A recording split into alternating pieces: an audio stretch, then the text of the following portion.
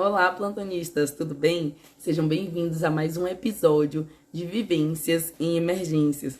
Nesses episódios, eu, Raíra Pureza, médica cardiologista, compartilho com vocês situações que eu já vivenciei nos meus plantões de clínica, cardiologia ou cardiointensiva, ou mesmo nos plantões de emergência ou UTI que eu já fiz. E hoje o título do nosso episódio é Doutora, não me deixa morrer. Me conta, plantonista, você já atendeu um paciente que te falou isso?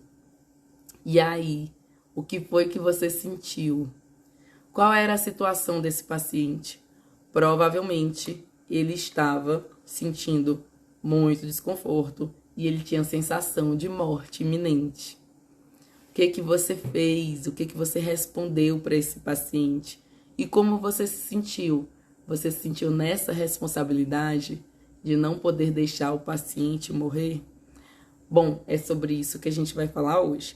E para falar sobre isso, eu vou exemplificar com uma situação que eu vivenciei.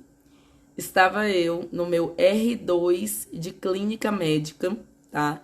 Eu estava na sala de emergência da Unicamp. Estava acompanhada pelo meu R1, que era até um R da neurologia, mas que eles rodam o primeiro ano junto com a clínica médica. Pois bem, recebemos na sala de emergência, durante o nosso rodízio de pronto-socorro, uma paciente jovem de 26 anos, era a minha idade naquele período, e ela tinha antecedentes de ter tido 2 abortos prévios. E estava ali pós-curetagem, uma semana mais ou menos pós-curetagem. E ela entrou com um franco desconforto respiratório, em franca insuficiência respiratória aguda. Ela não tinha asma, não tinha cardiopatia, congestão pulmonar, a ausculta pulmonar era limpa. Então, quando você recebe um paciente em desconforto respiratório, você vai monitorizar o paciente, claro, que se move, ganha move. E aí, a primeira coisa que você vai fazer é auscultar o paciente, esperando encontrar alguma coisa. Você já vai auscultar pensando, será que é asma para essa idade dela? Deve ser broncoespasmo? Ou congestão. Você vai procurando encontrar alguma coisa na ausculta e a ausculta dela não tinha nada. E aí, o que você pensa diante de uma paciente com insuficiência respiratória e ausculta totalmente limpa? Uma das hipóteses diagnósticas tem que ser TEP, né? Claro que outra hipótese diagnóstica para aquela paciente poderia ser cetoacidose diabética, né? Uma paciente que está em taquidispneia para compensar uma acidose metabólica poderia ser, mas ela não desaturaria, como era o caso da minha paciente. E a minha paciente estava com destro normal. Nós fizemos as medidas iniciais para a estabilização dessa paciente. Ela estava com essa queda de saturação muito importante, precisou de máscara de oxigênio e estava também tendendo à hipotensão. Na sala de emergência a gente já tinha o quê? O ultrassom. E passamos um POCUS, né? O POCUS cardíaco. E vimos aquilo que imaginávamos. Um ventrículo direito dilatado, maior do que o ventrículo esquerdo. Ou seja, uma sobrecarga muito importante e aguda para esse ventrículo esquerdo, para esse ventrículo direito. A gente tem que lembrar que o ventrículo direito é uma câmara que se dá muito bem com o volume. Ele recebe o volume do corpo todo e joga para frente. Mas ele é acostumado com baixíssimas pressões. Por quê? Porque ele joga o sangue para o tronco de artéria pulmonar e o capilar pulmonar tem baixa pressão. E quando você tem um TEP, essa pressão fica muito alta. Ele tem que trabalhar contra altíssima pressão. E aí ele fica disfuncionante e dilata. E ela estava com o ventrículo direito aumentado. E nesse momento que a gente estava passando o POCUS, ela ficou hipotensa mesmo. E aí a gente resolveu trombolizar a paciente, tá? Então, a paciente que estava em insuficiência respiratória, a gente estava fazendo as medidas, já estava até planejando intubação para ela, porque ela estava em franca insuficiência respiratória, não responsiva às medidas iniciais, e evoluiu, inclusive, com hipotensão.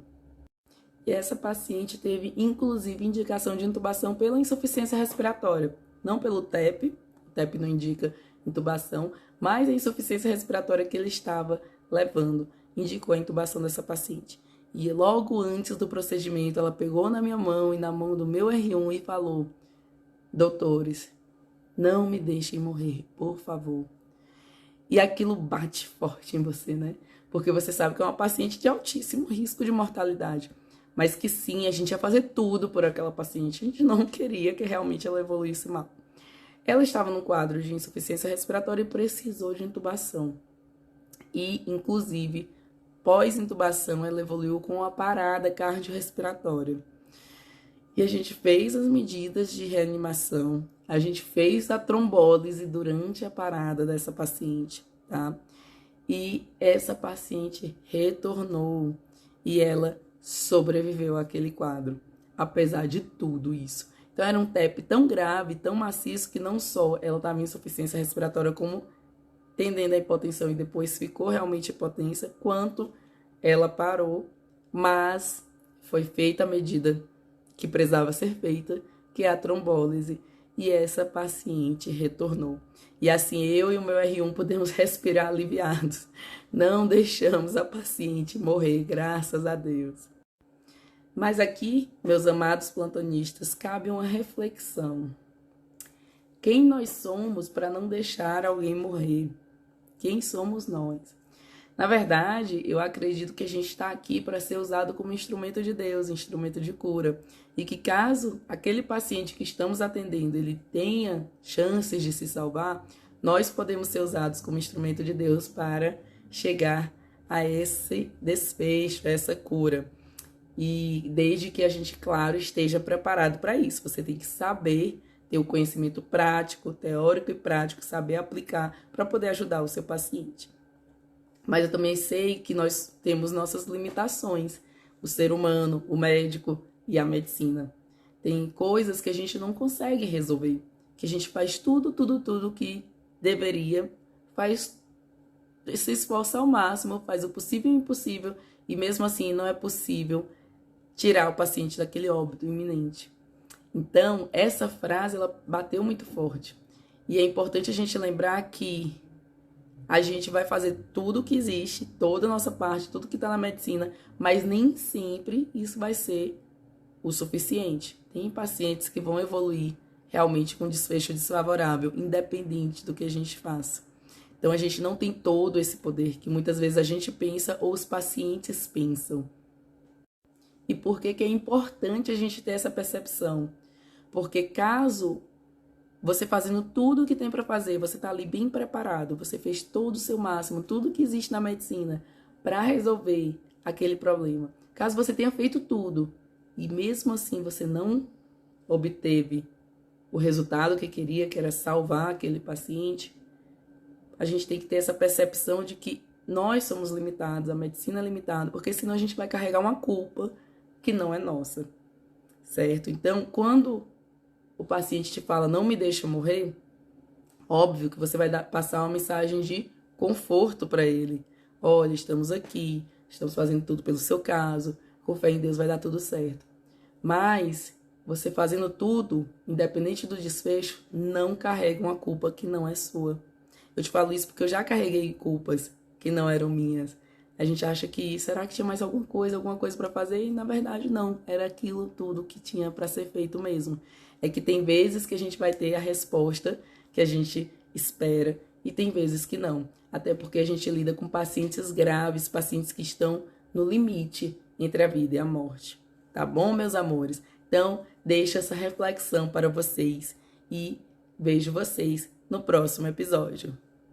Fiquem com Deus e me contem aí se vocês já passaram por alguma situação parecida.